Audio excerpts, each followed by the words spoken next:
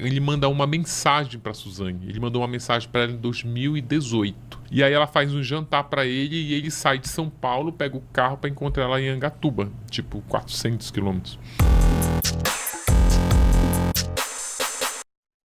Como é que está o irmão da Suzane, o Andrés? Recentemente eu li que ele não estava bem, teve uma série de problemas. Eu publiquei lá no blog, assim, o Andréas, ele tem um dilema, assim, eu acho que das vítimas, ele é pior de todas, assim, tipo, das vítimas que eu digo que, claro que o Manfred e a Marisa, né, morreram, mas assim, das vítimas que estão aqui, o Andrés é o mais impactado, porque ele perdeu o pai, a mãe, ele perdeu a irmã que ele amava, e aí ele perdeu o Daniel, que era o melhor amigo dele, né? Tanto que depois, na reconstituição, eles ainda chegam a se abraçar e tal. Já o André, sabendo que ele era o autor da morte dos pais dele. E aí ele pega e manda uma mensagem para Suzane. Ele mandou uma mensagem para ela em 2018. O Andrés mandou uma mensagem, descobriu o WhatsApp dela, ele mandou uma mensagem assim para ela: "Você é quem eu tô pensando?"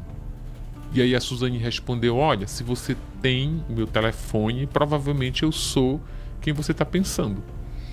E aí ele fala assim: "Não, eu tenho dúvida", porque nem eu usava fotos, né, no WhatsApp.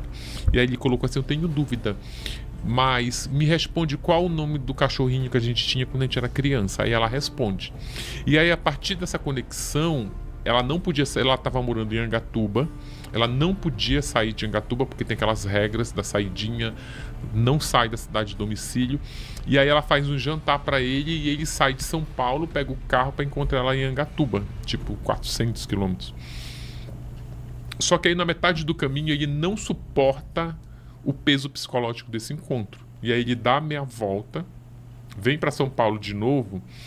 E aí eu não lembro, eu acho que você até na época noticiou isso também.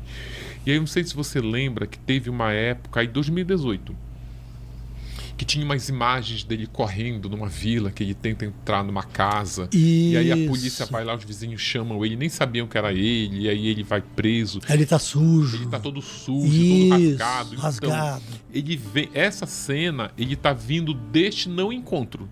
Ele desistiu do encontro e foi beber, foi se drogar e virou aquele mulambo ambulante ali. E aí, desde então, ele fica nesse dilema, né? Ele herdou todos os bens do pai, que foi, eu acho, isso que você leu, né? Que eu até publiquei no blog isso.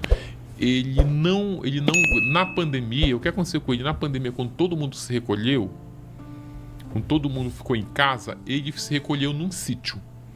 E aí, na pandemia, ele se achou.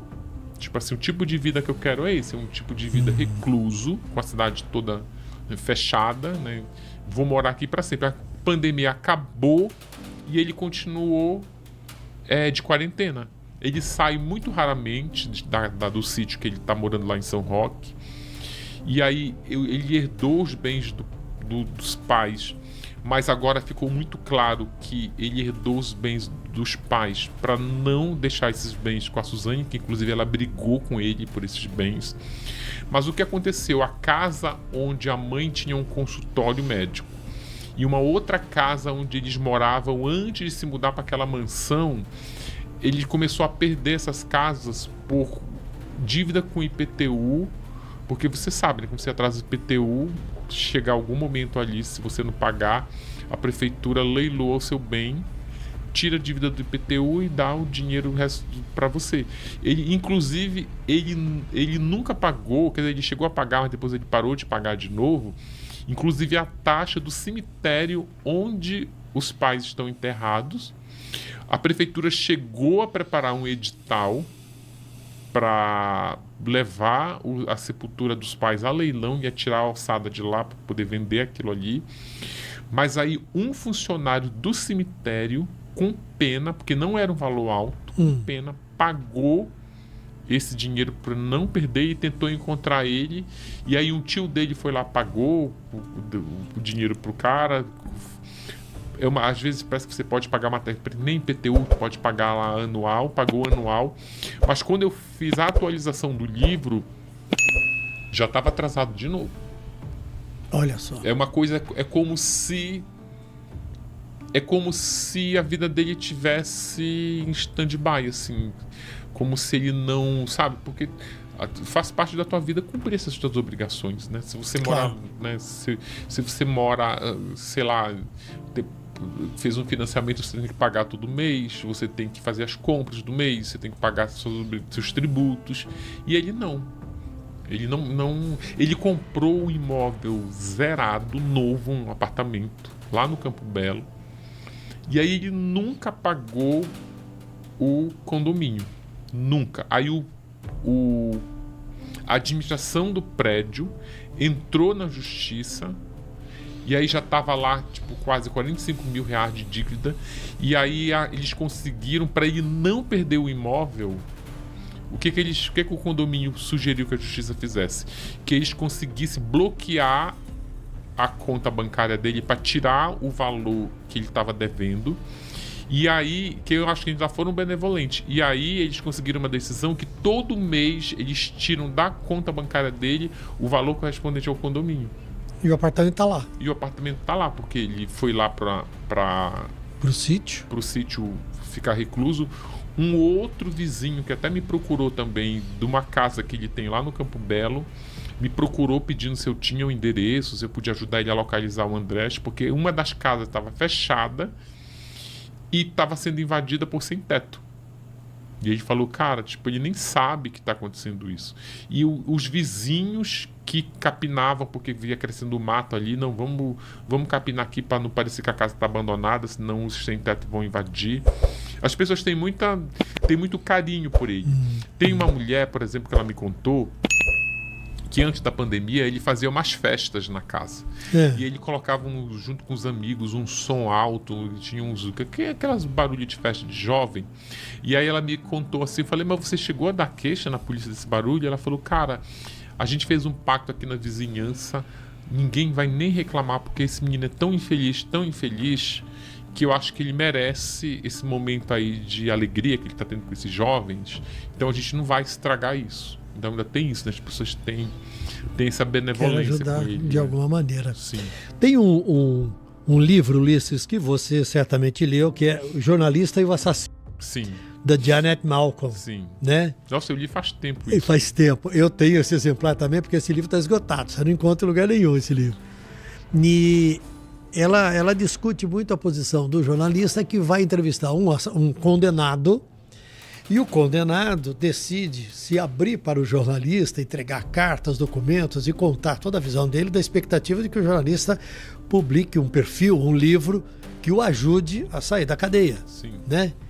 E qual é a surpresa quando o jornalista reafirma a crença de que realmente ele matou. Sim. Né? E aí ele processa o jornalista. Sim. Né? É muito interessante a discussão em Mas torno... ali ainda não tinha sido julgado. Não, né? não tinha. E ele esperava que o livro o ajudasse a se livrar. Né? E ela discute muito o papel do jornalista. Como é que você faz para não ser contaminado na hora que você vai procurar as pessoas? Fala assim, eu queria que você me contasse a relação sua, amigo, a sua relação de parente, não sei o quê. E a pessoa fica olhando para você. Como é que é a relação... Como é que é a reação das pessoas quando você procura por elas para pedir informação? Eu acho que tem uma coisa que difere muito desse dilema do livro, é que eu só escrevo sobre casos encerrados, pessoas condenadas. Né? Os que eu escrevi já estão praticamente acabando a cumprimento de pena. Então, esse dilema não passo por ele. Em relação à Flor de Lis, por exemplo, o meu maior problema era, por exemplo, eu estava fazendo Flor de Lis e aí o julgamento dela ia ser em abril e aí a gente estava esperando o julgamento para dar o ponto final no livro. E aí o julgamento dela passou de abril para julho e aí ficou esperando. De julho passou para dezembro, no último dia do que ia começar o recesso judiciário. E aí a editora, a editora é comércio, né? Ela estava bancando o livro, já e eles queriam retorno logo, não sei o quê, o mercado estava esperando. E aí eu falei, ele já surgiu uma possibilidade de escrever, lançar o livro sem um julgamento. Eu falei, olha, não tem como, porque para mim, como jornalista, como biógrafo, o livro ele desidrata, porque ela não é uma condenada, ela é uma acusada. E se ela for inocentada? Eu vou fazer o quê? Porque eu acho que se ela for inocentada ou ela ficar um livro esperando o julgamento, que tu não sabe quando vai acontecer, e aí, meu amigo, é outro livro.